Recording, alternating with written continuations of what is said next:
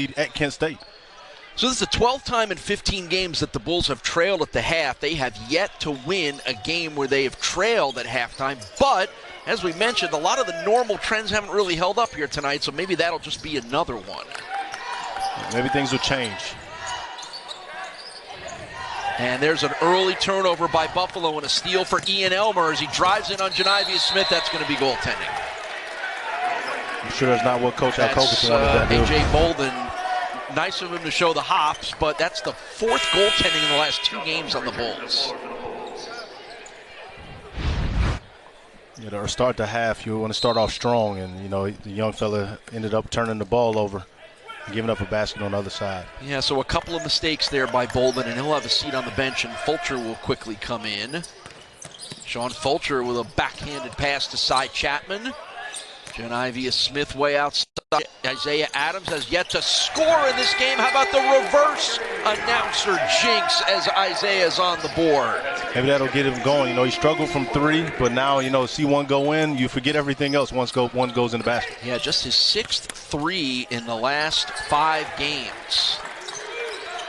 And a quick basket on the answer from Darwishi Hunter. Miami, Ohio did a good job of a wide pin down, and Darwishi was able to curl it and get to the basket. Kick it out for Joe Smith. He shot a couple of those threes this year, not that time, and he'll flip it up, and it just won't fall in. I want to see the big men shoot threes here today, Turner. I thought he was going to shoot that one. Makai Cooper, not quite a big man at 6'1", but a successful scorer nonetheless. And the Redhawks have run out to a little run here to begin the half. Janivius Smith was out of bounds when he touched that ball, and that will be a turnover. And watch the speed here from Makai Cooper.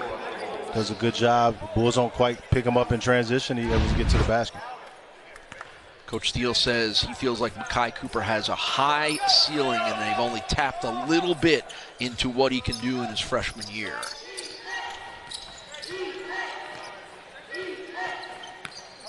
And here's Cooper again into the lane. Kick it back out for fellow freshman Elmer.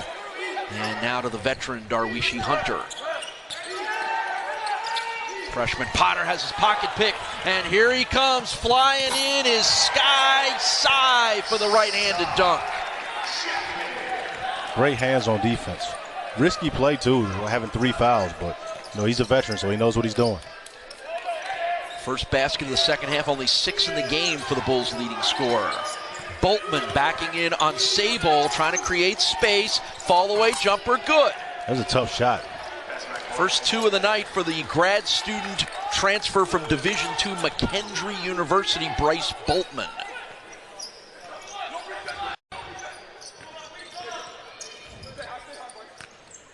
Chapman left alone, shoots the 3, side of the rim, no good.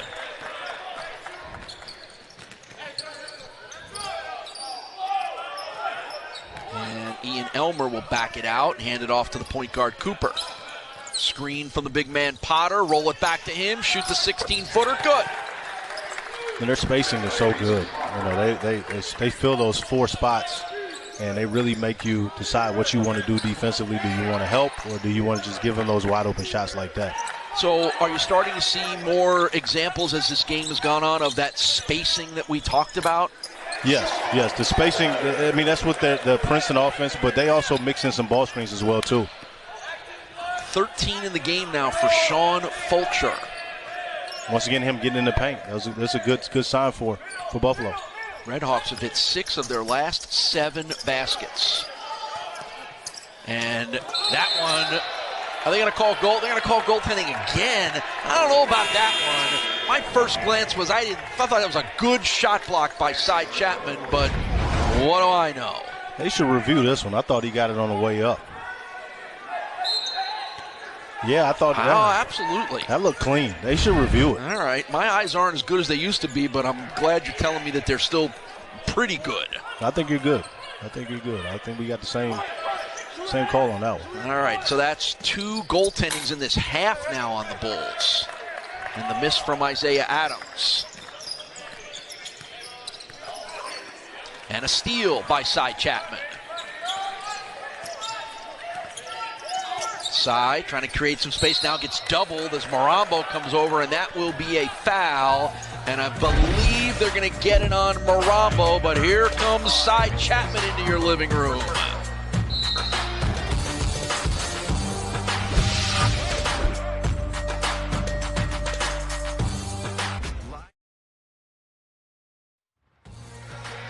Well, you may have heard of the freshman 15. Well, here tonight, it's the freshman 12. The Redhawks have 7. That's the most of the MAC. Buffalo has 5, the third most. And those new kids on the block are providing some good vibrations, aren't they? It's a breath of fresh air. You don't really see it a lot in college basketball with the transfer portal now, but this is how it's done when I played and not too long ago when I was coaching. And this is the way I like it. You need to see freshmen come in and play. Officials are reviewing the goaltending call, which good for them because we both made it clear that we did not think it was, and you can decide for yourself, and maybe those guys will decide as well. Doesn't look like it's on the way down to me. It just looks like a good block by, I mean, it's a high.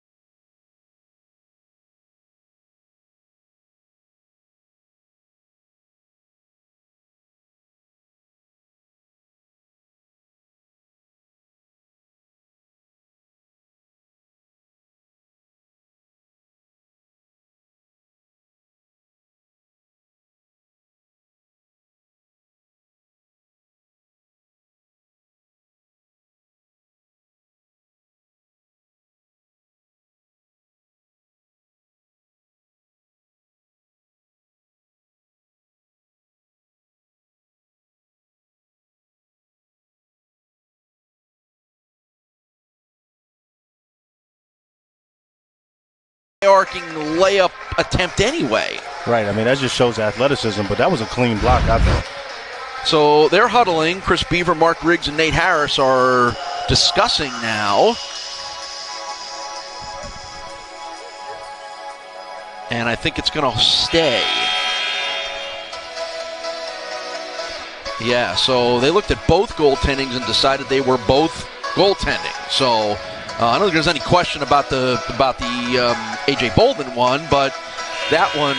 So to follow up on the freshman point, we talked to Travis Steele about how he's building his team, and he said, hey, everyone in college basketball is going one way, the portal and transfer. He goes, if everyone's going to zig, I'm going to zag. I'm going to bring in a bunch of freshmen, work on retention, and get those guys better because he feels like his program build is all about next year. That'll be year 3 for him.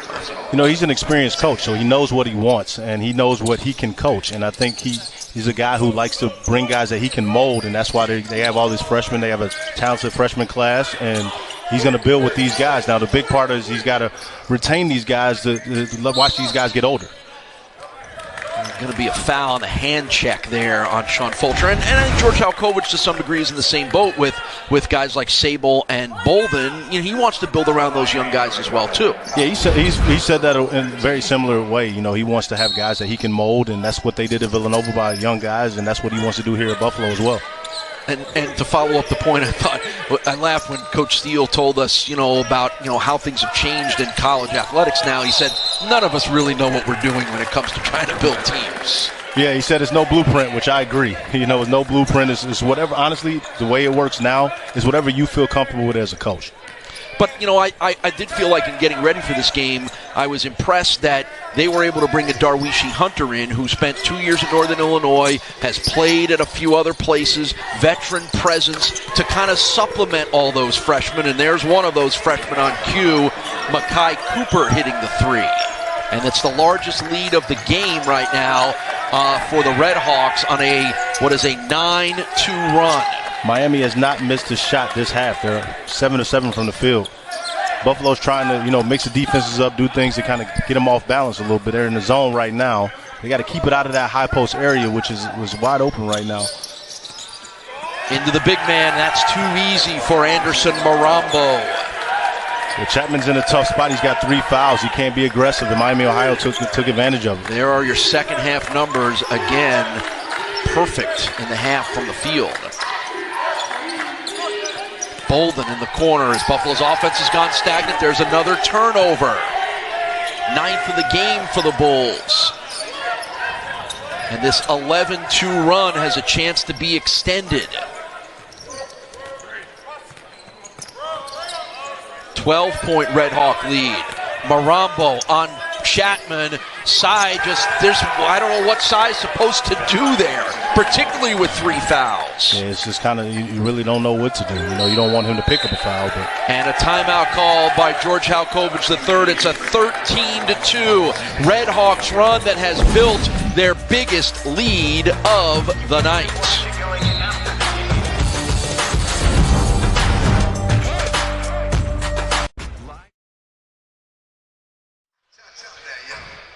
Well, however you want to run the numbers and do the math, 13-2 run, 17-4 run, or 19-7 since we started the half. The big man Anderson Marambo, a big reason why, but what has changed here, Turner? I think, Miami's defense, they've shrunk the floor like they're supposed to, and offensively they've been able to get some easy shots, and they've hit some threes, which is what they do. And again, only 9 combined points from Adams and Chapman, the Bulls' 2 leading scorers. Lloyd McVeigh hits the 3 from the corner. That was a good pass by Adams. One thing that Adams, they're doing a good job keying on him, but he's doing a good job not over-penetrating. He was able to make a pass there for an assist. And a nice feed from the baseline and an easy 2 for Jaquel Morris. And much like the game on Saturday where the Bulls were playing well against Western Michigan, they just hit a stretch and a slump in the second half, and it cost them the game. And you can't have that number on the left and really ever expect to win. Right. The good thing about the last game was they were able to fight back, and hopefully they can do the same here. Jaquel Morris goes up and blocks the shot of McVeigh, and the Red Hawks get the possession. You look at Miami's defense. What they're doing is they're in the paint. If you go in the paint, there's going to be 3 or 4 bodies in there. They're making Buffalo kick the ball out and shoot threes. They're protecting the paint. A little pressure here coming from the Bulls full court. They got to figure out some ways to get back in this one. And look at the points of the paint number has jumped back up to a big Miami advantage. They've only hit 1 3 here in the second half, so this is where most of their points are coming from. That's a shot block for the Bulls. That's an opportunity as Bolden hands to McVeigh, working around to Adams. Sable for 3, back iron no good.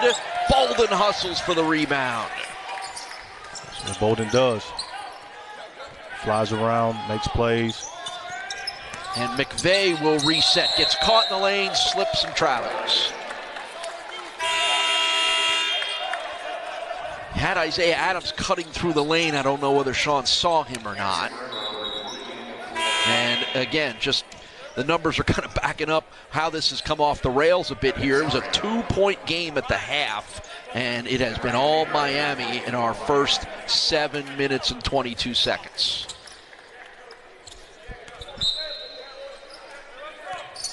And some of it, a lot of it, has been self-inflicted on the Bulls' part with the turnovers and some bad shot selection and just some bad defense. Right.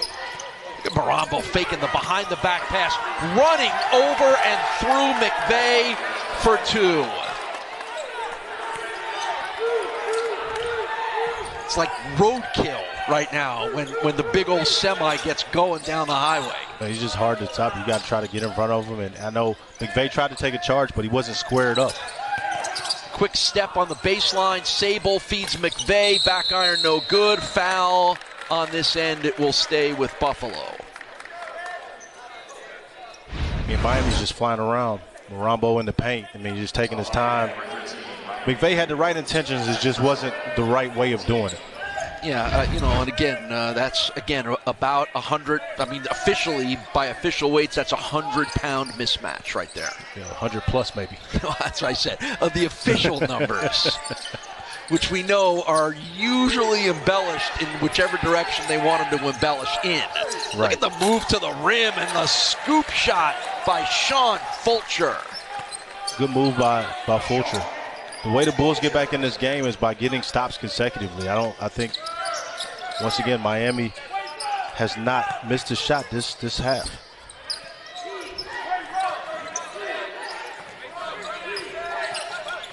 Marambo on the left block, eyeing up on Isaiah Adams. It's Adams' chance to try to stop him. And again, the kick out for the three. Boltman hits it. And when everybody collapses on the big man inside, if he can pass, that's what happens. Those are the threes that Miami wants, inside-out threes. Good pass by Marambo. His basketball IQ. Boy, what a mix of talent in a big giant package is Anderson Marambo. He just can do so many things. He's got a good IQ. He knows how to pass. He's really good, patient in the paint. And then when he's making shots, he's almost impossible to guard. I want to see him make a three here. He's tried one and missed it, but that'll cap off the night. And there's another pass to the corner, and Boltman hits the three. Back-to-back assists from Anderson Marambo. Bulls did a good job guarding him in the first half in the three-point arc. This half they've made a few. And the lead is now up to 19. Fulcher with the miss. Bulls need a little bit more ball movement. It's a lot of one-on-one, tough step back, mid-range shots. They were doing best when they were getting in the paint, passing, making plays, another pass, getting wide open shots instead of contested off the dribble pull-ups. Sloop it in for Marambo. Head and shoulders fake. Nice block by Isaiah Adams. That's one way to stop him. Give it to Fulcher. Fulcher whips it to the corner. Sable. Top of the key, Fulcher, wide open three, bullseye. That's the right three to take, inside out three, good pass by Sable. Step in three for Fulcher. And that ties the career high for Sean Fulcher with 18 points. Right back the other way, a miss on the three by Mabry. Fulcher to the cutter, McVay, great pass from Sean Fulcher. And Travis Steele does not like what he sees as Buffalo has cut into this lead, and he doesn't want that to get any more than it is. Fulcher to McVay for the bucket.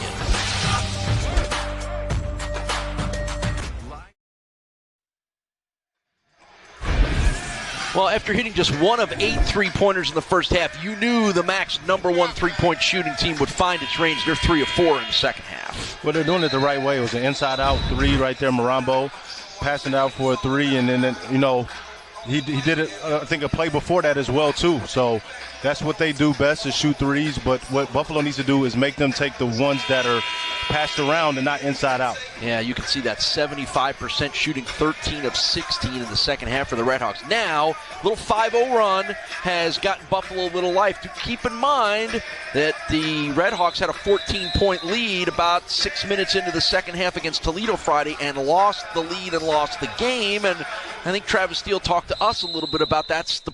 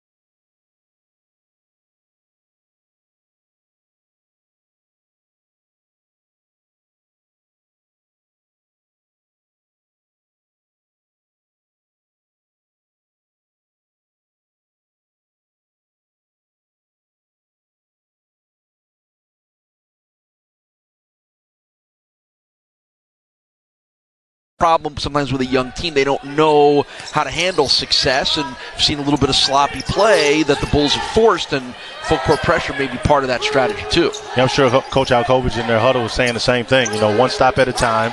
If we do what we're supposed to, then we can get back in this game.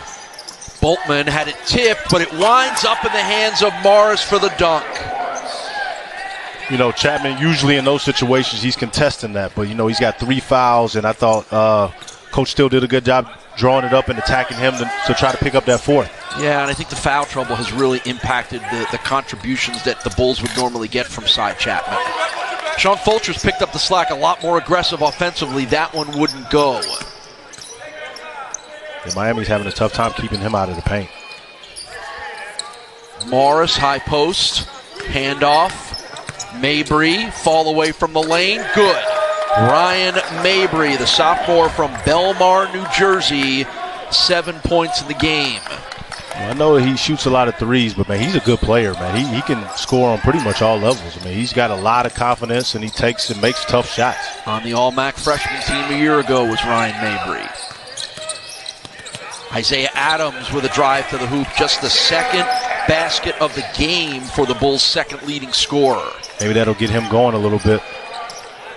Getting to his left hand, he's almost impossible to guard when he gets to that left. Double team way outside. Miami will be able to move it around and get it into the hands of the veteran Hunter. Look at the spacing of Miami. There's a great example of it, isn't it? Yeah. And that's what happens when you leave that kind of space available. A good three-point shooter like Ryan Mabry drains it. Going into the game, you don't want to give up threes, but when they get layups sometimes you're, naturally you sink inside. Oh, and Jaquel Morris just rips the ball out of the hands of Isaiah Adams and finishes. He was really aggressive on the hedge, and Adams was a little open, and he was able to step right in and get to take it from him. And this is the largest lead of the night for the Redhawks at 21 points. And another turnover by the Bulls, and a frustrated body language from Cy Chapman on that play. That's when you're down, that's one thing you can't do is turn it over. And unfortunately, that's what the Bulls have done to allow Miami to build this lead in what was a 2-point game at the half. And they're just getting all the rolls now. That's 12 points all in the second half for Bryce Boltman. Miami's shooting. So we get a media timeout, a well-needed one for the Buffalo coaching staff, and this is one of the plays of the game for the Redhawks. Give me that ball and give me 2 points.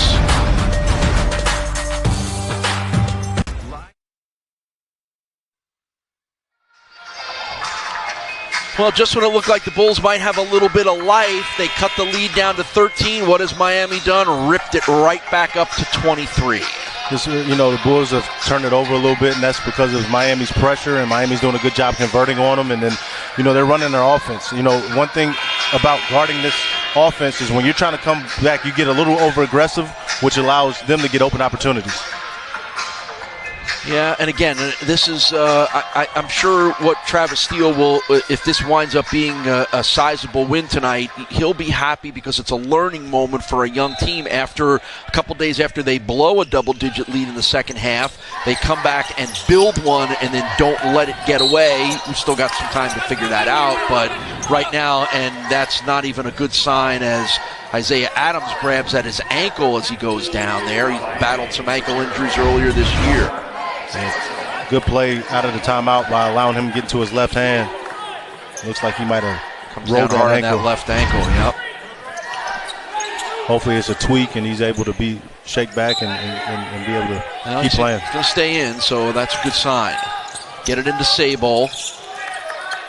Working around to Bolden. And Adams gets trapped, but kicks it to Janivius Smith. Joe thought about the three. Almost lost it. Adams will shoot the three, way off. But a good rebound for Sable, and eventually a tip-in for Janivius Smith. Smith's been a little quiet this half. Yeah, just his first basket of the game, as a matter of fact. Only 3 rebounds, but he's dealt with some foul trouble as well. Only played 9 minutes. The foul trouble for Smith and Chapman in the first half kind of set a tone for things. And look at the big man again with another assist as Marambo feeds the cutting Ryan Mabry.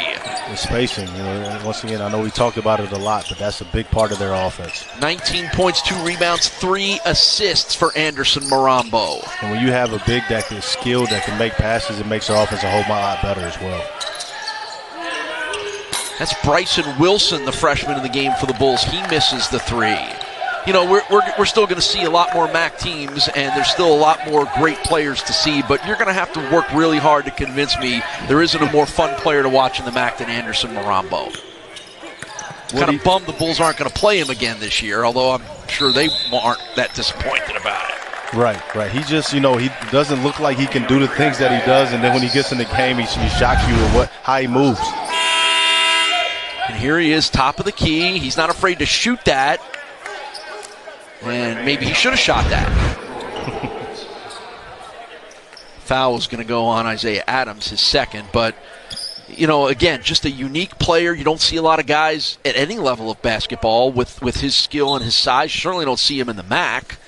Speaking of that, a little oddity occurred to me today. We've seen Reese Potter at 7'1", the freshman for the Red Hawks. He's the third 7-foot player the Bulls have faced in the last 4 games. That you don't think you would see that at this level all that often.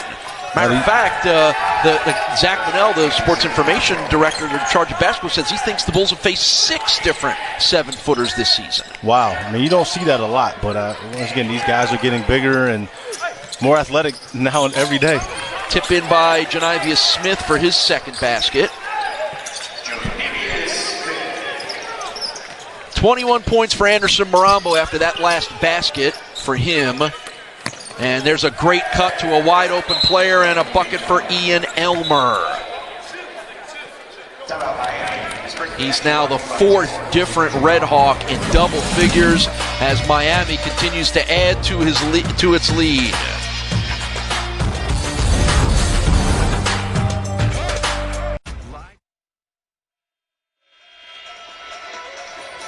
Well, here's what's coming down the road for the Bulls, and by I say road, I really mean road. 7 of their next 9 games are on the road, and boy, that's a road trip from HE double hockey sticks, huh?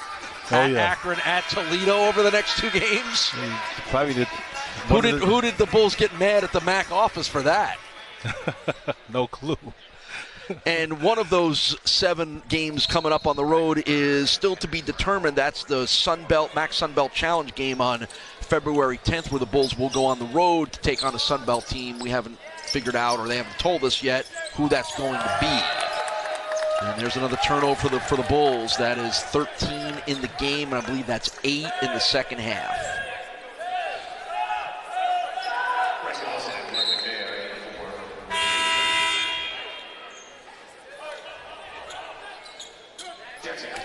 That's Jackson Katecki, another one of those 7 freshmen on the Red Hawks roster that's making his first appearance of the night.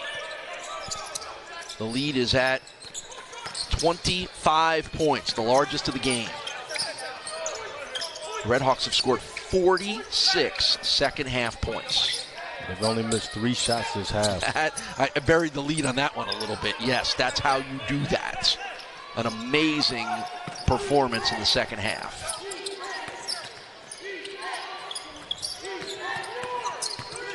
There are your points, and eventually we'll pop up your second half field goal shooting percentage numbers as well. And it's not pretty if you're a Buffalo fan. That's 87.5% for those that don't want to do the math. Oh, there we go. We round up around here. So how does George Halkovich III sort of take what he's seen here in the second half and work with it, Turner? And I know, unfortunately, you've been in a few situations like this as well. Oh, absolutely. As a head coach, you got to look at what you got to look yourself in the mirror. You got to see what did you do that put you at this point. And I think in the beginning of the second half, the Bulls stopped going inside out, as far as penetrate pitching and getting good shots, and start going one-on-one a little too much. And then offensively, Miami did a good job of converting off turnovers, and they ran their offense to a T which allowed them to shoot 88% from the field. Kind of a scramble play there, but eventually results in a possession here for the Redhawks. A fall away from the lane by Potter. It won't go. Last basket by Sean Fulcher, a career-high 20 points in the game for him. Bolden, corner three, no good. The positive you can take out of it, too, is that Fulcher, he can be that spark. Miami's done a really good job on Chapman and Adams. And those other guys have picked up the slack a little bit, and you got to build off of that. That's one thing that Coach Halkovich can do, is build off of. Long three by Mabry won't go. And I think that's one of the questions for this Bulls team, is who's the number 3 scorer. At times it's been Ryan Sable. He's had a good stretch of games here. He has 12 points in this game, but all of them came in the first half. So if Fulcher can become 3 and or 4 or somewhere in that mix, take a little bit of pressure off of Chapman and Adams. I think right. that's needed, right? You just can't rely on the same guys all the time, because some teams are going to be able to take them out. Tonight being the example of Adams and Chapman, who averaged about 31 combined a game, only have 11. Right. And I thought Miami, in the game plan, they wanted to really not allow those guys to beat them, make the other guys on Buffalo beat them, and I thought they did a good job of doing that, as you can see with the scoring totals of those two guys. Under 2 minutes to go in this one. And still hustling with a bunch of young players in, getting valuable minutes for Travis Steele, are the Redhawks.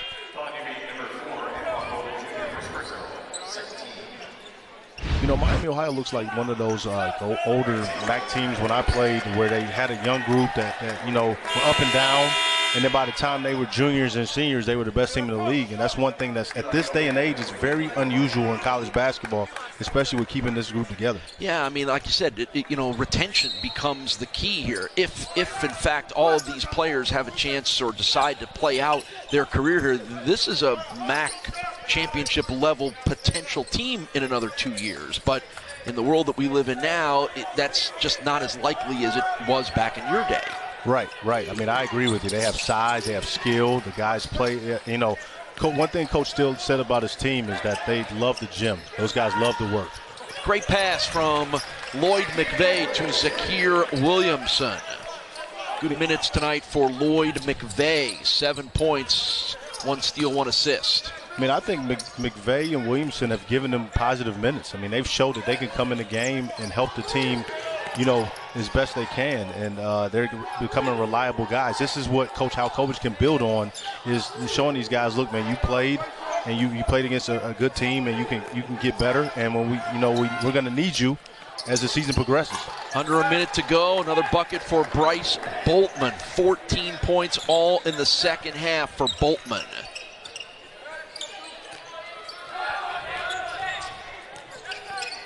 Ryan Sable, who has yet to score in the second half, tries it, comes up short. McVeigh from the corner, no good. Good rebound by Bolden, who hands it off to Sable, who does get on the board here in the second half. 14 now in the game for Sable. This is Eli Yofan in the ballgame for the first time for Miami. Eli, man, it's a 20-point game. You had a wide-open 3. You got to put that up. He doesn't play a lot of minutes. He would have been okay with shooting that one. Instead, he's going to let the clock run out. Handshakes between Travis Steele and George Halkovich III. An impressive